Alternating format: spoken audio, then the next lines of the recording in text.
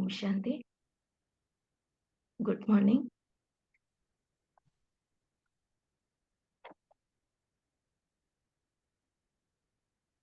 आज का मुरली है ब्रह्मा बाप की बच्चों से एक आश। मुरली का डेट है 25 मई 1983। ओम शांति। जी मंगला बहन, आपको बोला था क्या मुरली रीडिंग के लिए? हाँ जी। ओके, ज्योति बहन बोल रहे थे, उनको बोला इसलिए कंफर्म किए हैं। ज्योति बहन, आपको बोला है क्या मुरली रीडिंग के लिए? हाँ जी। गौरव भाई जी। ठीक है, मंगला बहन को कंटिन्यू करने दीजिए। ओम शांति। गौरव भाई जी, आप बताएंगे किनको पढ़ना है? मंगला सिस्टर ने पढ़ना था। ओके जी, मंगला बहन आप कंटिन्यू कर सकते जी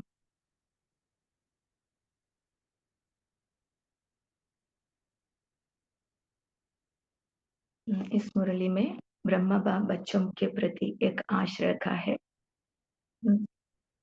बाबा आते ही बच्चों की चार्ट देख रहे थे, बच्चों की सेवा का, याद का और बाप समान बनने का चार्ट देख रहे थे। फिर बाबा ने आज बच्चों को ऐसा वैरायटी रूप में देख रहे थे। बच्चे कौन सा फल बन गए हैं, प्रत्यक्ष फल, सीजन का फल, रूप वाले या रूप रस वाले, ऐसा वैरायटी रूप में बाबा आज बच्चों को देख रहे थे। ये भी बाबा आज चार्ट देख रहे थे।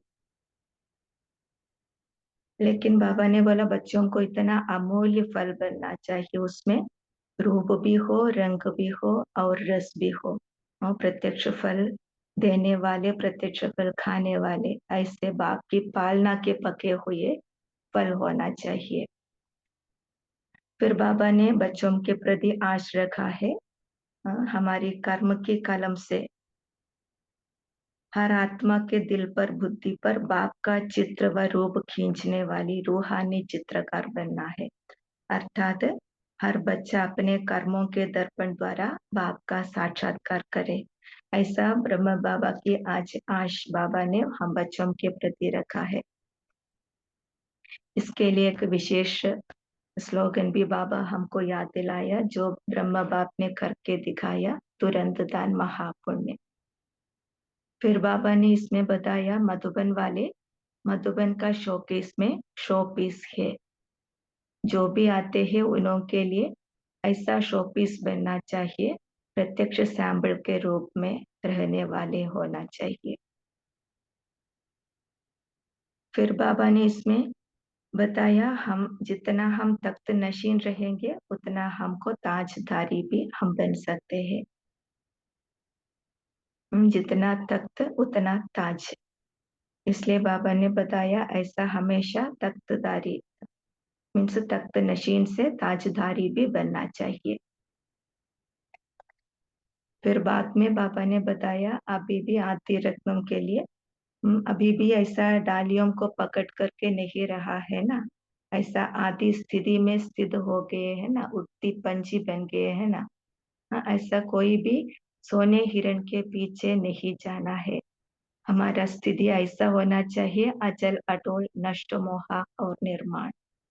लास्ट में बाबा ये भी याद दिलाया, बाप ब्रह्मा बाप समान, ब्रह्मा बाबा हमको वरदान दिया था लास्ट में, निराकारी निर्विकारी निरहंकारी स्थिति में रहना।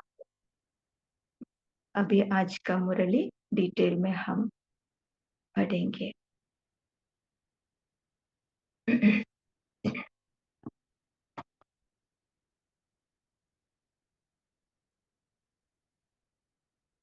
ओम शांति। ब्रह्मा बाप की बच्चों से एक आश। सर्व आत्माओं के शुभ चिंतक, अविनाशी ज्ञान शक्ति और खुशी के खजाने देने वाले विदेही शिव बाबा बोले, आज बाप दादा सर्व बच्चों की सेवा का, याद का और बाप समान बनने का चार्ट देख रहे थे। बाप दादा द्वारा जो भी सर्व खजाने मिले, बाप को निराकार और आकार रूप से साकार में बुलाया, और बाप दादा भी बच्चों के स्नेह में बच्चों के बुलावे पर आए, मिलन मनाया। अब उसके फलस्वरूप सभी बच्चे कौन से फल बने? प्रत्यक्ष फल बने, सीसन के फल बने, रूप वाले फल बने व रूप रस वाले फल बने। बाबा आते ही बच्चों का चार्ट देख रहे थे। एक है सेवा का, याद का और बाप समान बनने का चार्ट।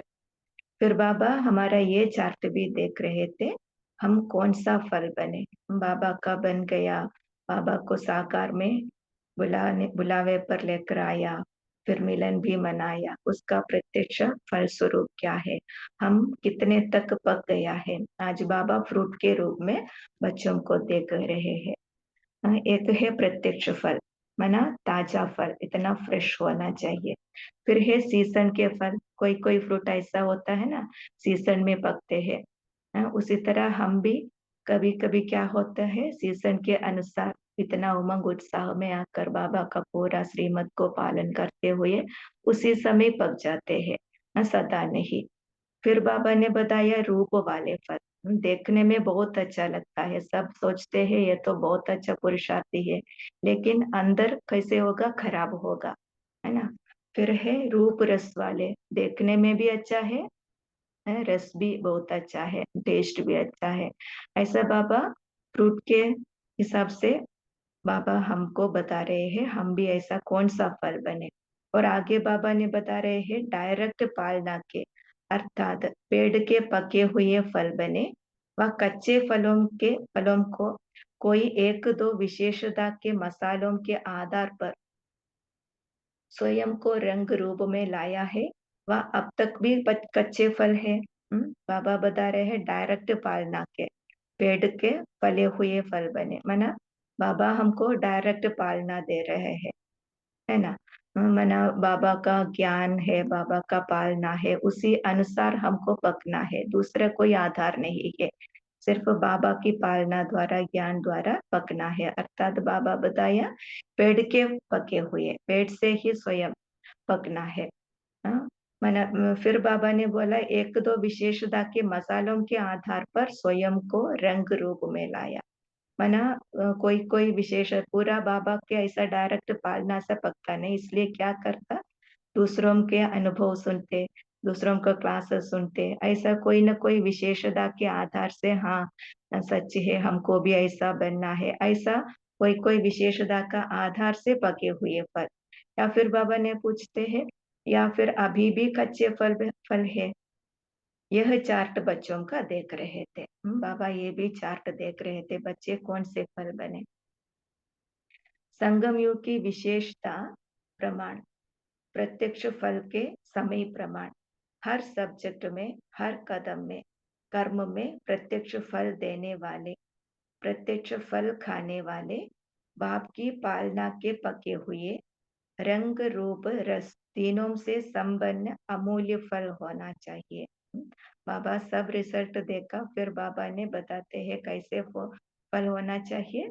इस संगम युग की विशेषता प्रमाण, प्रत्यक्ष फल के समय प्रमाण, हर सब्जेक्ट में, हर कदम में, कर्म में प्रत्यक्ष फल देने वाले, प्रत्यक्ष फल खाने वाले, बाप की पालना के पके हुए, रंग रूप रस तीनों से संपन्न अमूल्य फल होना चाहिए।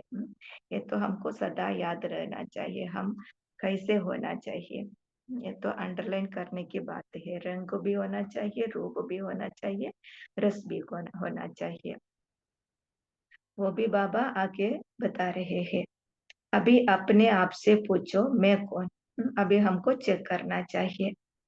सदा रंग रहने का, सदा संग रहने का रंग, सदा ब्रह्मा बाप समान बाप को प्रत्यक्ष करने का रूप, सदा सर्व प्राप्तियों का रस, ऐसा बाप समान बने हैं। रंग रूप रस कैसे होना चाहिए, रंग कैसे मिलेगा, सदा संग में रहने से, बाप का संग से हमारा रंग होता है।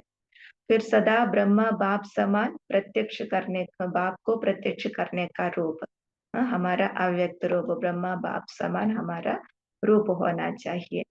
फिर है सदा सर्व प्राप्तियों का रस, रस भी सर्व प्राप्तियों से संपन्न है ना। ऐसा रंग रूप रस ऐसा बाप समान बने हैं। आजकल ब्रह्मा बाप ब्राह्मण बच्चों की समान संपन्नता को विशेष देखते रहते हैं। सारा समय हर एक विशेष बच्चे का चित्र और चरित्र दोनों सामने रख देखते रहते हैं कि कहाँ तक संपन्न बने हैं। बाबा हमेशा हमारा संपन्नता को देख रहे हैं। उसमें भी विशेष कैसे देखते हैं बाबा? बच्चों का चित्र और चरित्र दोनों सामने रखते हुए बाबा चेक कर रहे हैं बच्चे कहाँ तक संपन्न बने। फिर बाबा ये भी देख रहे थे माला के मणके कौन और कितने अपने नंबर पर सेट हो गए। माला के मणके कौन है, वो भी कितने नंबर पर सेट हो गए। उसी हिसाब से रिजल्ट को देख विशेष ब्रह्मा बाप बोले, ब्राह्मण आत्मा अर्थात हर कर्म में बाप दादा को प्रत्यक्ष करने वाली है ना। ब्राह्मण आत्मा अर्थात आज विशेष डेफिनेशन है, हर कर्म में बाप दादा को प्रत्यक्ष करने वाली। कर्म की कलम से हर आत्मा के दिल पर बुद्धि पर बाप का चित्र व स्वरूप खींचने वाली रूहानी चित्रकार बने हो ना। बाबा पूछ रहे हैं कैसे हमको रूहानी चित्रकार बनना है? हमारे कर्म की कलम से हर आत्मा के दिल पर बुद्धि पर बाप का चित्र व स्वरूप खींचना है। ऐसा रूहानी चित्रकार अर्थात हमारा कर्म इतना श्रेष्ठ हो, हमको देखते हुए दूसरों को बाप का याद आए, ऐसा रूहानी चित्रकार बनना है। अभी ब्रह्मा बाप की इस सीजन के रिजल्ट में बच्चों के प्रति एक आशा है। क्या आशा होगी? बाप की सदा यही आशा रहती है कि हर बच्चा अपने कर्मों के दर्पण द्वारा बाप का साक्षात्कार करावे। बाबा हमारे सामने अपने दिल की इच्छा प्रकट करते हैं, हर बच्चा अपने कर्मों के दर्पण द्वारा बाप का साक्षात्कार करावे। अर्थात उसका डिटेल बाबा बता रहे हैं, हर कदम में फॉलो फादर कर बाप समान अव्यक्त फरिश्ता बन कर्मयोगी का पार्ट बनावे। क्या क्या करना है? हर कदम में फॉलो फादर, ब्रह्मा बाप को भी फॉलो करना है, शिव बाबा को भी, निराकारी स्थिति में शिव बाबा को, अव्यक्त रूप में ब्रह्मा बाबा को। ऐसा बाप समान अव्यक्त फरिश्ता बन फिर कर्मयोगी का पार्ट बजाना है। यह आशा पूर्ण करना मुश्किल है व सहज है? बच्चे को पूछ रहे हैं बाबा। ब्रह्मा बाप से सदा आदि से तुरंत दान महापुण्य इसी संस्कार को साकार रूप में लाने वाले रहे ना। बाबा बता रहे, बाबा ब्रह्मा बाप का विशेषता एक क्या है? तुरंत दान महापुण्य इसी संस्कार को साकार रूप में लाने वाले हैं। करेंगे, सोचेंगे, प्लान बनाएंगे, यह संस्कार कभी साकार रूप में देखें? अभी अभी करने का महामंत्र हर संकल्प और कर्म में देखा ना। बाबा बता रहे हैं, कोई भी श्रेष्ठ संकल्प आवे क्या करना है? तुरंत करना है। इसलिए तुरंत दान महापुण्य, तुरंत करेंगे तो उनका फल भी इतना श्रेष्ठ होगा। नहीं तो बच्चे क्या करते हैं? करेंगे, सोचेंगे, प्लान बनाएंगे, ऐसा भविष्य के लिए रखते हैं। लेकिन ब्रह्मा बाबा कभी भी ऐसा नहीं किया, बाबा का स्वरूप कभी भी ऐसा नहीं हुआ था। बाबा अभी अभी करने का महामंत्र हर संकल्प और कर्म में देखा है ना। बाबा क्या किया था? जो संकल्प आया अभी करना है, बाद में करेंगे, ऐसा बाबा कभी भी नहीं किया, अभी करना है। बाबा ब्रह्मा बाबा ऐसा ही समर्पण किया था ना। ब्रह्मा बाबा को संकल्प आया, सब कुछ बाबा को अर्पण करना है, तन मन धन सहित बाबा को अर्पण किया। जो संकल्प आया तुरंत बाबा ने किया, इसलिए ब्रह्मा बाबा फर्स्ट नंबर में आया है ना। ऐसा बाबा बच्चों के प्रति भी इसी संस्कार प्रमाण आशा रखते हैं। क्या है? अभी संस्कार प्रमाण बच्चों से भी क्या आशा रखेंगे? समान बनने की आशा रखेंगे ना। सबसे पहले बाप दादा मधुबन वालों के आगे रखते हैं। हाँ, किसके आगे रखते हैं ये आज सबसे पहले? मधुबन वालों के आगे। हो भी आगे ना, सबसे अच्छे सैंपल कहाँ देखते हैं सभी? सबसे बड़े ते बड़ा शोकेस मधुबन है ना। बाबा बता रहे हैं सबसे बड़े ते बड़ा शोकेस है मधुबन। देश विदेश से सब अनुभव करने के लिए मधुबन में आते हैं ना, तो मधुबन सबसे बड़ा शोकेस है ना। सब तरफ से चारों ओर से मधुबन में अनुभव करने के लिए सब आते हैं, इसलिए मधुबन सबसे बड़ा शोकेस है।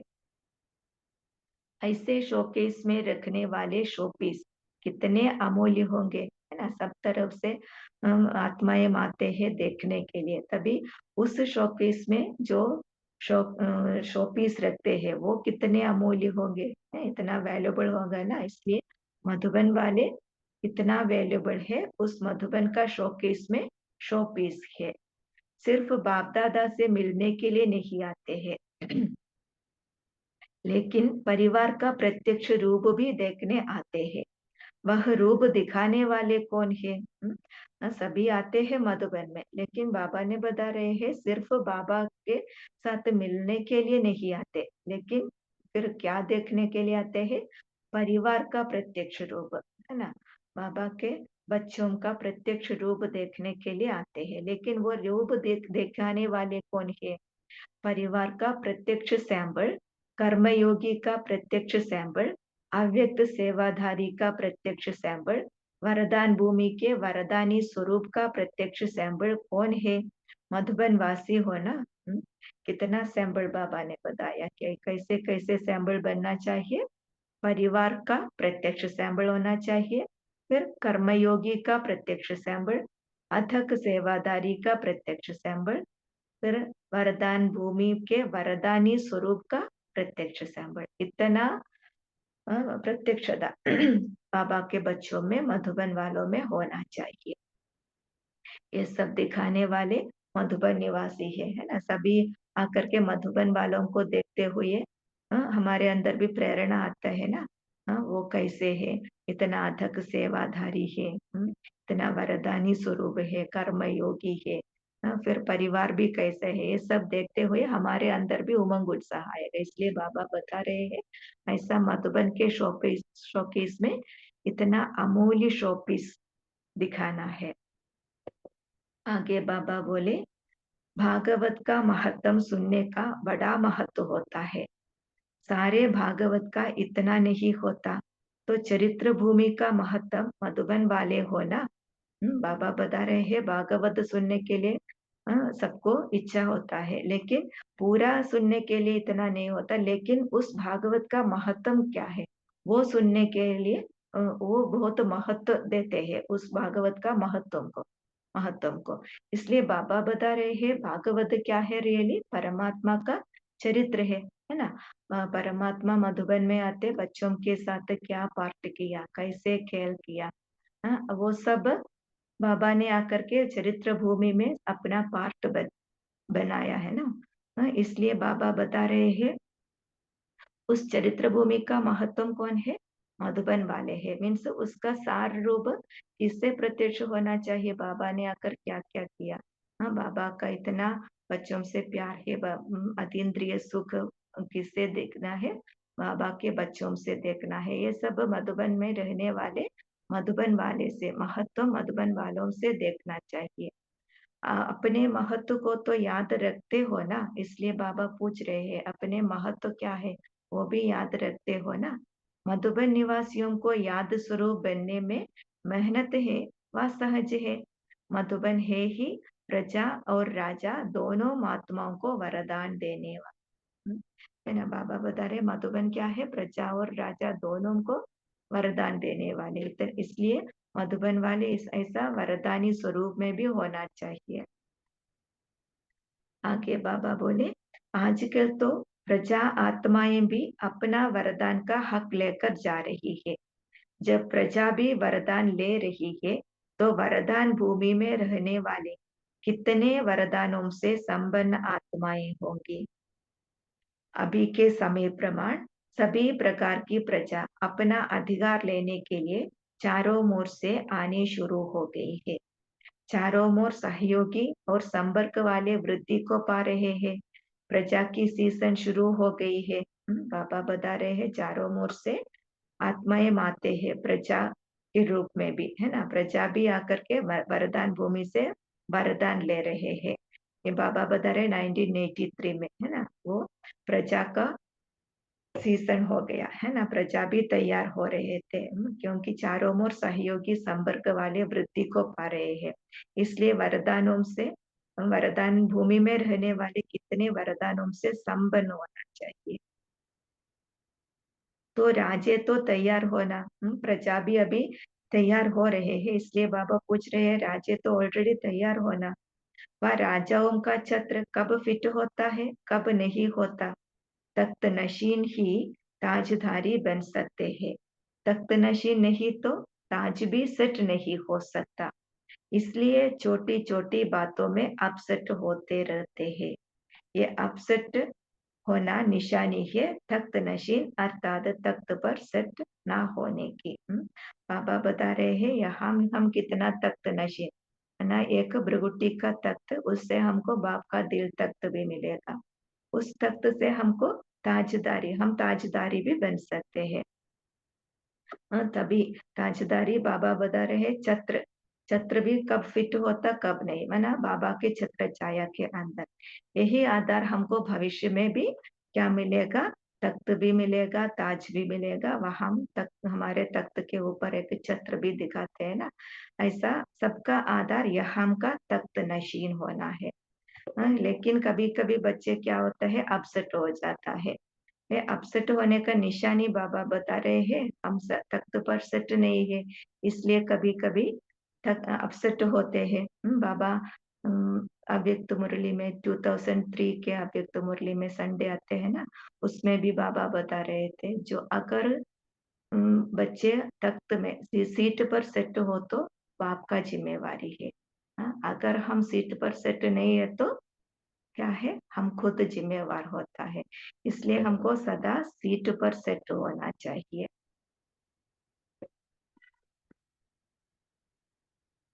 तख्त नशीन आत्मा को व्यक्ति तो क्या, लेकिन प्रकृति भी अपसेट नहीं कर सकती। माया का तो नाम निशान ही नहीं, है ना।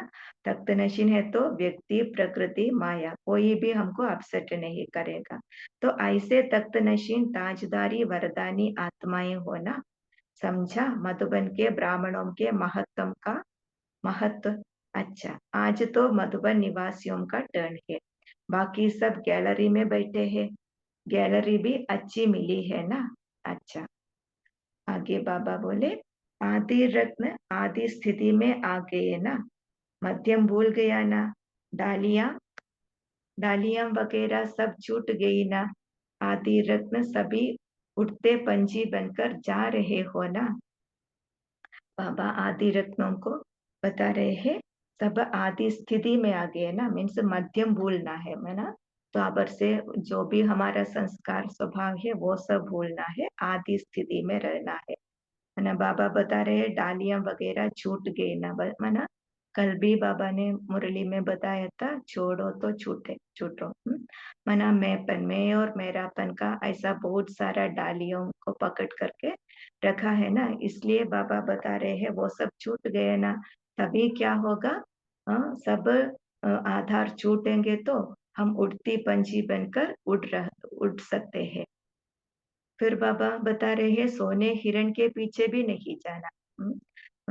रामायण में दिखाया सोने हिरण के पीछे पीछे अट्रैक्ट हुए सीता देवी को भी, फिर क्या हुआ, बहुत सारा परिस्थिति सामना करना पड़ा ना। इसलिए बाबा बता रहे हैं ऐसा कोई भी सोने हिरण के पीछे भी, माना कोई भी अट्रैक्शन में नहीं जाना, किसी भी तरह की आकर्षण वश नीचे नहीं आना, चाहे किसी भी प्रकार के सरकमस्टांस बुद्धि रूपी पाव को हिलाने आवे, लेकिन सदा अचल अटोल नष्ट मोहा और निर्माण रहना है। कोई भी परिस्थिति आवे हम हिलना नहीं है। हमारा स्थिति कैसे होना चाहिए, अचल अटोल नष्ट मोहा और निर्माण, कोई भी अभिमान नहीं। ऐसा स्थिति कब होगा, मैं और मेरापन को छोड़ेंगे तो। तभी उड़ते पंछी बन उड़ते और उड़ाते रहेंगे, सदा न्यारे और सदा बाप के प्यारे।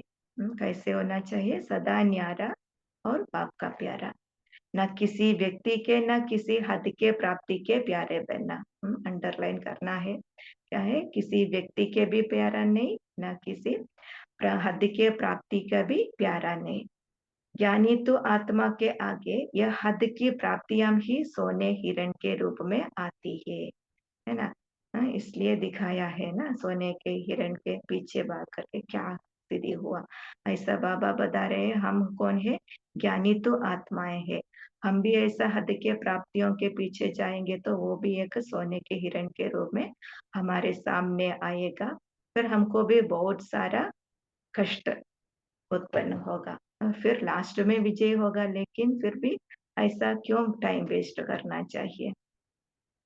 इसलिए हे आदि रत्नों, आदि पिता समान सदा निराकारी निर्विकारी निरहंकारी रहना। इसलिए क्या करना है? बाबा हमको ये भी याद दिला रहे हैं, हमारा स्थिति कैसे होना चाहिए? सदा निराकारी निर्विकारी निरहंकारी। ये बाबा ने जाते वक्त, विदाई करने वक्त हम बच्चों को दिया था वरदान, समझा? अच्छा, बाबा याद प्यार दे रहे हैं। ऐसे हर कर्म में बाप का प्रत्यक्ष स्वरूप दिखाने वाले, प्रत्यक्ष फल स्वरूप सदा तुरंत दान महापुण्य करने वाले पुण्य आत्माएं, हर कर्म में ब्रह्मा बाप को फॉलो करने वाले, विश्व के आगे चित्रकार बन बाप का चित्र दिखाने वाले, ऐसे ब्रह्मा बाप समान श्रेष्ठ आत्माओं को बाप दादा का याद प्यार और नमस्ते। हम रूहानी बच्चों की रूहानी बाप दादा को याद प्यार, गुड मॉर्निंग और नमस्ते बाप। थैंक यू बाबा। ओम शांति। अभी 2 मिनट साइलेंट में रह करके मुरली चिंतन पॉइंट्स हम निकालेंगे। ओम शांति।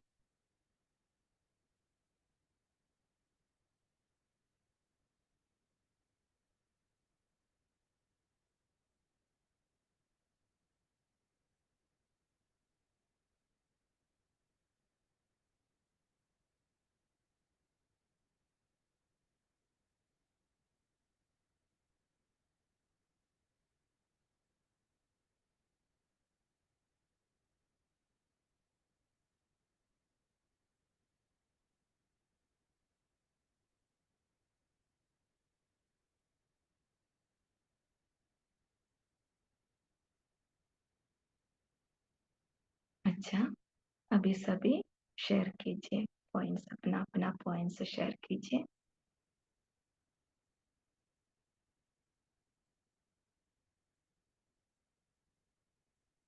जी नमिता बहन, आप बोलिए।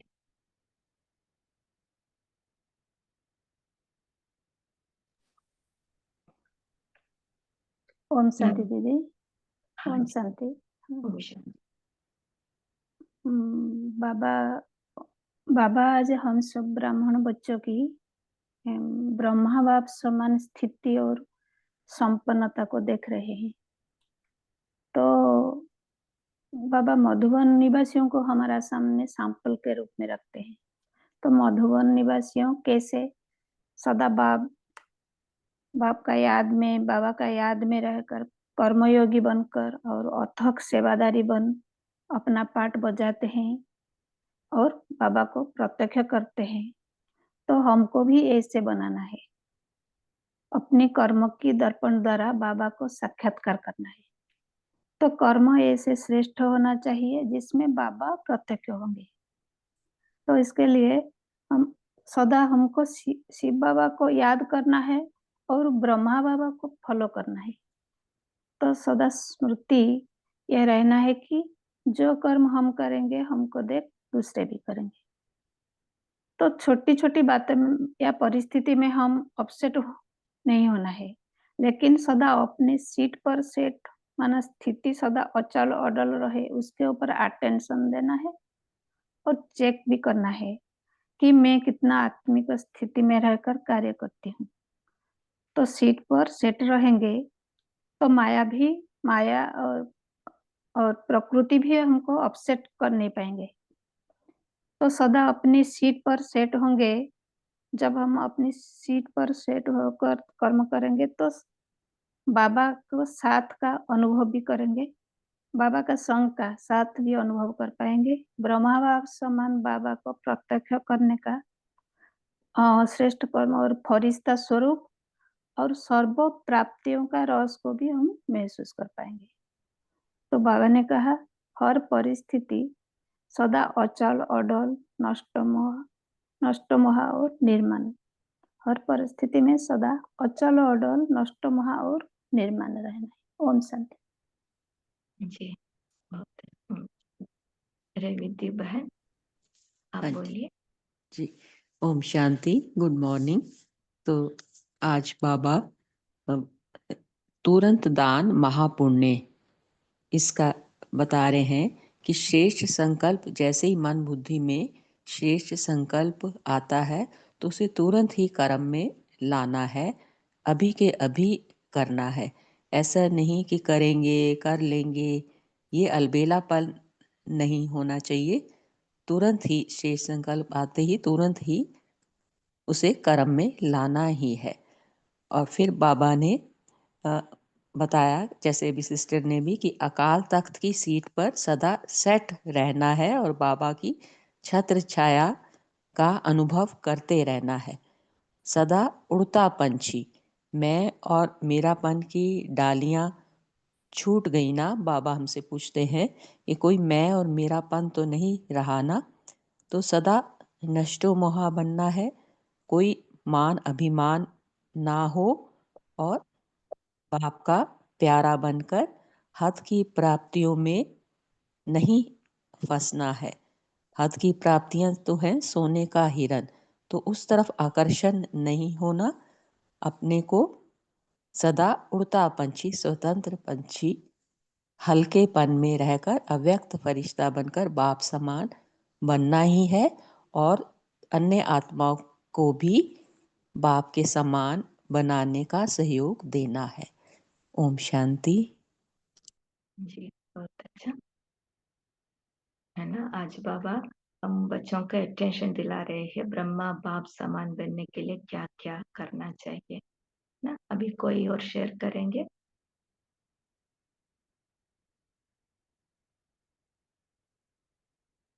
आज का मुरली से कोई भी पॉइंट्स शेयर कीजिए।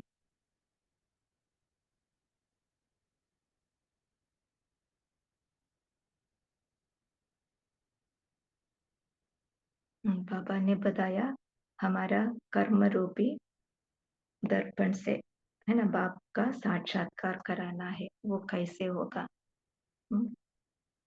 कोई भी मनन करके बता सकते हैं, कोई भी पॉइंट्स बोले। ओम शांति ओम दीदी। शांति। हाँ बहन जी आप बोलिए। ओम शांति। बाबा ने कहा कि जो तख्त नशीन होंगे वो कभी अपनी सीट से अपसेट नहीं होंगे, यानी हम अपनी आत्मिक स्थिति में स्थित रहेंगे तो कोई भी परिस्थिति हमको विचलित नहीं करेगी। और जो तख्त नशीन होगा वही सर्व प्राप्तियों का अधिकारी होगा। ओम शांति। जी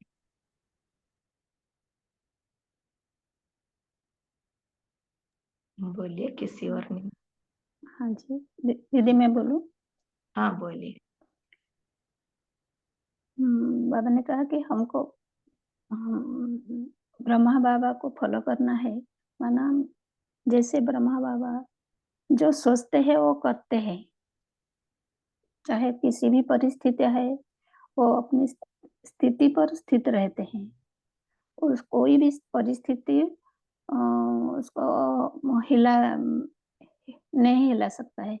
तो जो वो सोचते हैं वो बाबा के याद में रहकर वो अपनी कर्म करके दिखाते हैं। तो हमको भी ऐसे फॉलो करना है। ओम शांति। जी है ना। बाबा आज वैरायटी फल के रूप में भी बच्चों को देखा है ना। कौन कौन सा फल है, हमको कौन सा फल बनना चाहिए। कोई भी शेयर करे।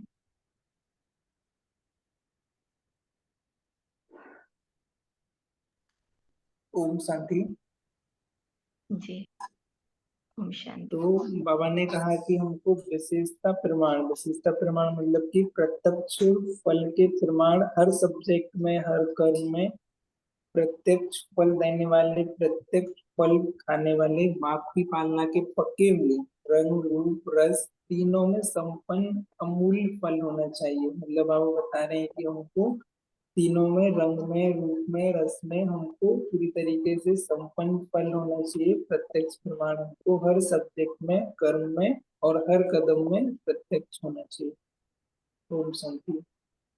जी, पुरुषोत्तम भाई जी, हाँ ओम बोलिए। शांति।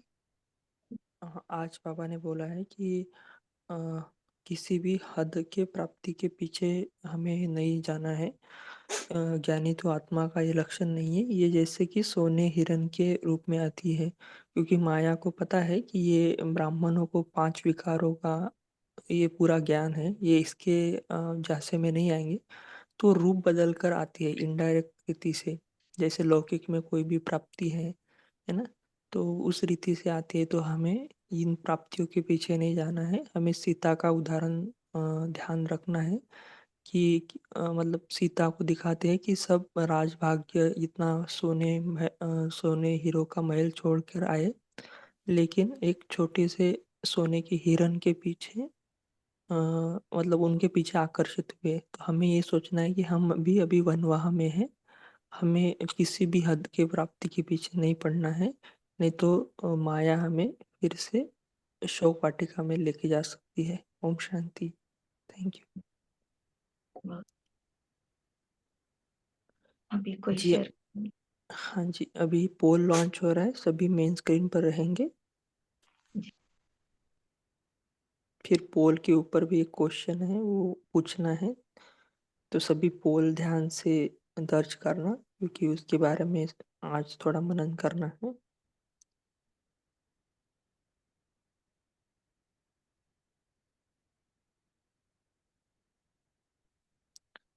तो जैसे ये पोल है कि सारे दिन में संबंध संपर्क में आते आत्मा के निज संस्कार की दृष्टि कितनी रही, तो सभी पोल दर्ज करें।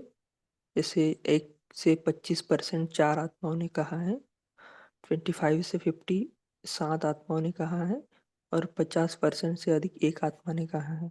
तो आप ये शेयर कर सकते हैं कि आपने इसको कैलकुलेट कैसे किया, जैसे 25% तक, 50% तक, ताकि हमें भी एक नई आइडिया मिल सके कैलकुलेट करने के लिए। कोई भी शेयर कर सकता है रैंडमली। जी, ओम शांति। जैसे मैं 10 आत्माओं के संपर्क में आई, तो उनमें से अगर मैंने 5 को आत्मिक दृष्टि से देखा और 5 को भूल गई, तो मैं 50% काउंट करती हूँ। मतलब 25 से 50 में क्लिक करती हूँ। ओम शांति। जी, और कोई शेयर करना चाहेगा, आप कैसे कैलकुलेट करते हैं? ओम शांति। मैं जी। दिन भर जितना आत्मा के संपर्क में आती हूँ, तो किसको मैं कैसे रूप में देखती हूँ, तो मैं हर एक को तो आत्मिक स्थिति में देखने में ट्राई करती हूँ। लेकिन जब भी किसी को मेरे स्थिति के बाहर से मैं रिएक्ट करती हूँ, तो उसको तुरंत मैं चेक करती हूँ कि मुझे ऐसे करना नहीं चाहिए। तुरंत मुझे याद आता है कि मैं ऐसे करना नहीं चाहिए था। तो उसके बाद मैं इसी हिसाब से ये करती हूँ कि कितना मैं किया और कितना मैं नहीं कर पाती हूँ। तो उसके तो कैलकुलेशन से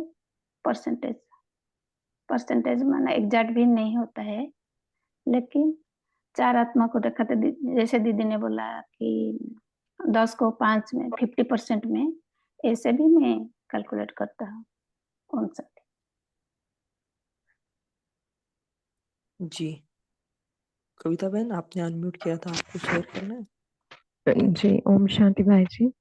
जैसे अभी बहनों ने शेयर किया, तो आत्मिक दृष्टि से कि नंबर ऑफ आत्माओं का एक, और दूसरा ये जैसे कि हमारा साइकिल है दिन का, मॉर्निंग, आफ्टरनून, इवनिंग और नाइट टाइम।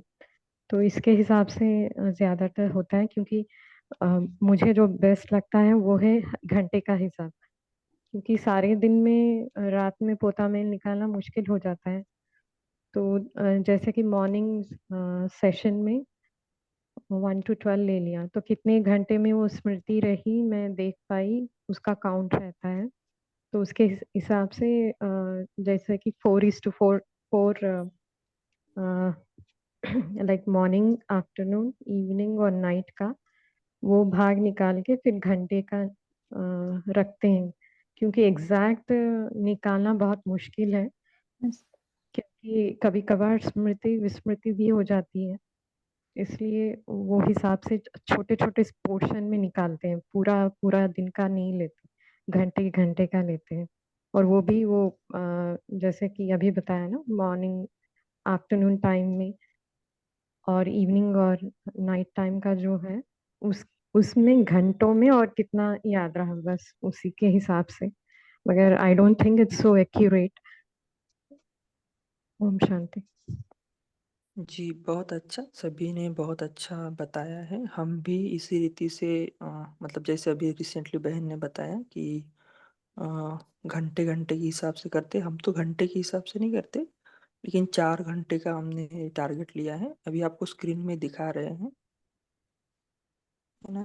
एग्ज़ैक्ट तो नहीं करते हम, जैसे कि ये सुबह 4 बजे का है, उसके बाद सुबह 8 बजे है, तो हम भी ऐसे 4-4 घंटे का बनाते हैं, उसके हिसाब से वो चेक करते हैं।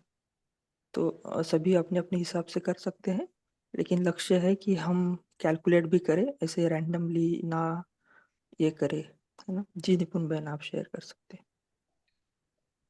जी भाई जी, कई बार ऐसा होता है ना, जैसे जब आत्मा सामने आती है तब तो ध्यान नहीं रहा, लेकिन जब वो चली गई और मुझे याद आया कि अरे मुझे तो ये प्रैक्टिस करनी थी, और बाद में मैं आत्मा देखती हूँ उसको, जब मुझे याद आता है तब मैं उसको स्मृति में लाकर आत्मिक स्वरूप में देखती हूँ।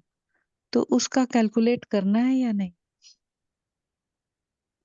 एक्चुअली बाबा ने मुरली में तो यही कहा था कि संबंध संपर्क में आते, उस आत्मा को हमें उनके निज स्वरूप में देखना है। तो आप जो कर रहे हो मतलब वो something is better than nothing, मतलब आप वो भी कैलकुलेट कर सकते हैं, लेकिन एग्ज़ैक्ट तो बाबा ने यही कहा था कि संबंध संपर्क में आते हर आत्मा को उनके निज संस्कार में देखना है। तो उसमें तो ये जी नहीं आता है, लेकिन आप कर सकते हो, ऐसे कोई नहीं, मतलब हार्ड एंड फास्ट रूल नहीं है। जी, जी, ओम अभी शांति। हाँ जी, अभी समय भी हो गया है, तो मंगला बहन हमें हाँ, ओम होमवर्क भी शांति भाई देंगे। जी। ओम शांति हाँ भाई जी। जी, मैं थोड़ा बोलूं कि जब हम घंटों के ऊपर स्थिति ध्यान रखेंगे ना, हमारा स्थिति भी नहीं बनती है। स्थिति तो ऑटोमेटिक बनती रहती है। तो हम जैसे आत्मिक स्थिति माना हमारा वो नेचुरल नेचुरल होना चाहिए।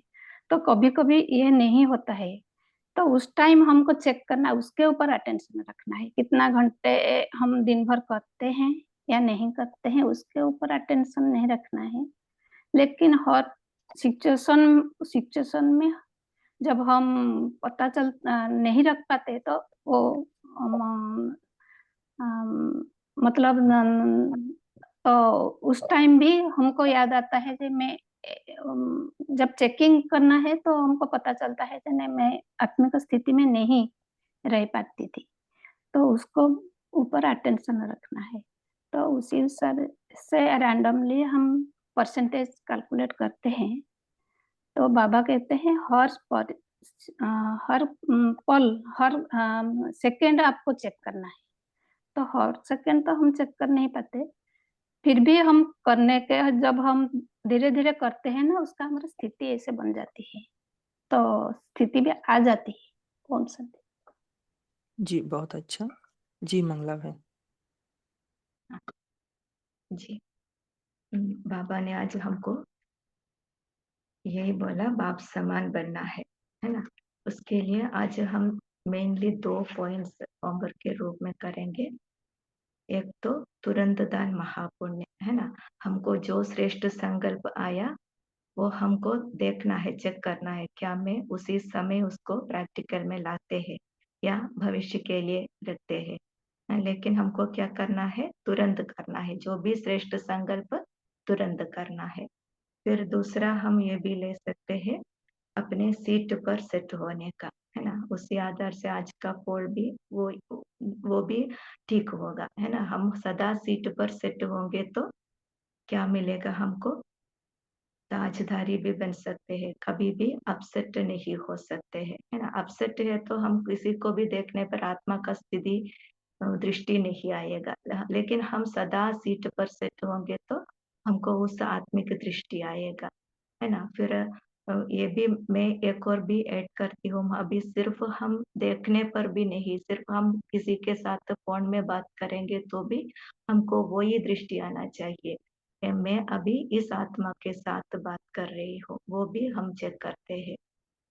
ऐसा हम ये दोनों पॉइंट हम आज के होमवर्क के रूप में लेंगे, एक सीट पर सेट रहना, फिर तुरंत दान महापुण्य, ऐसा भी हमारा स्थिति हो। अभी 2 मिनट बाप के याद में रहेंगे।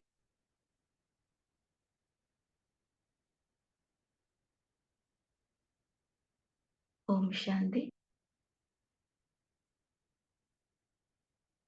मैं आत्मा अपने सीट पर सेट होने वाली अकाल तख्त नशीन हो, सो परमात्मा दिल तख्त नशीन हो।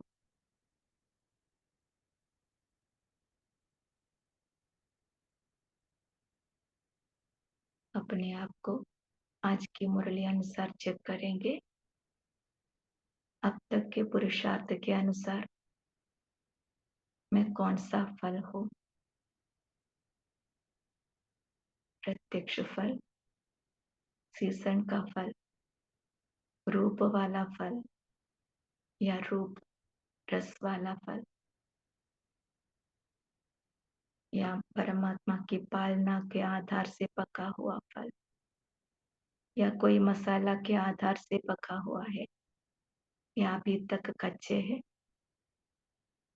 लेकिन बाबा ने बताया हमको अभी प्रत्यक्ष फल देने वाले, प्रत्यक्ष फल खाने वाले, हर कर्म, हर सब्जेक्ट में रूप रंग रस वाले अमूल्य फल होना चाहिए, ये हमको चेक करना चाहिए। अब अपनी सीट पर सेट होते हुए अब मेरा ध्यान परम धाम की ओर, बाबा के सन्मुख, मैं बाप के सन्मुख बैठी हूँ,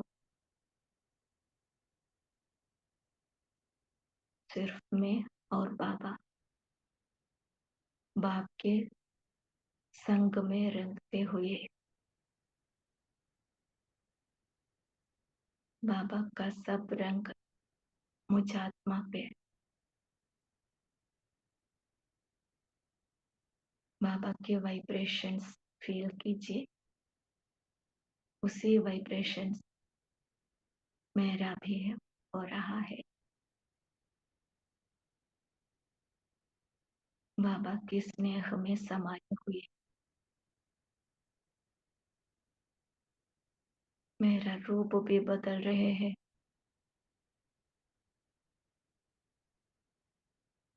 मुझ आत्मा के अंदर रस भी आ रहे हैं।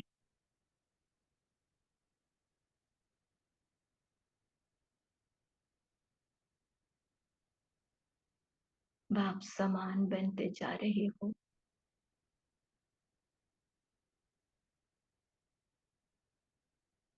मैं मास्टर ब्रह्मा हूँ,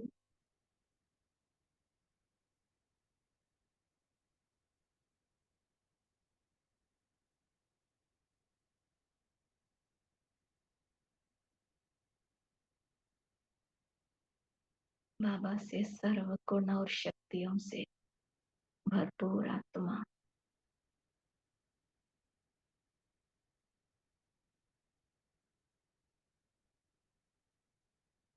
अब मैं उसी स्थिति से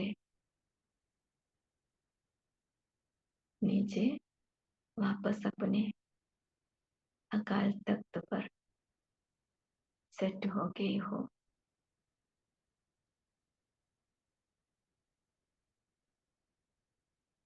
मैं अकाल तख्त नशीन आत्मा, सो परमात्मा का दिल तख्त नशीन आत्मा हो।